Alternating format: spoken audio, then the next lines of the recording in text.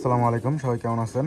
তো আমার বাসার সব থেকে ওল্ড জেনারেশনের দুইটা মাদি কবুতর, এটা বড় বোন আর এইটা হলো ছোট বোন। মার্কিং টার্কিং যা আছে কোয়ালিটি সব সেম মাশাআল্লাহ। কবুতরগুলো উড়াইন না, কবুতর তো হঠাৎ করে খাঁচা আটকাইছি ভিডিও করানোর লেগে ডরাই গেছে কবুতর, সেই রকম ডরাইতেছে।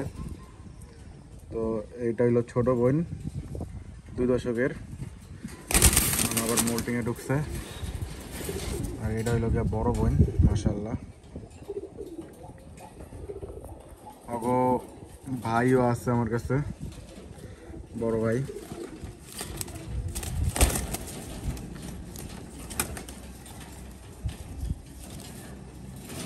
মাশাআল্লাহ, দুই বোনের জন্য সবাই দোয়া করবেন।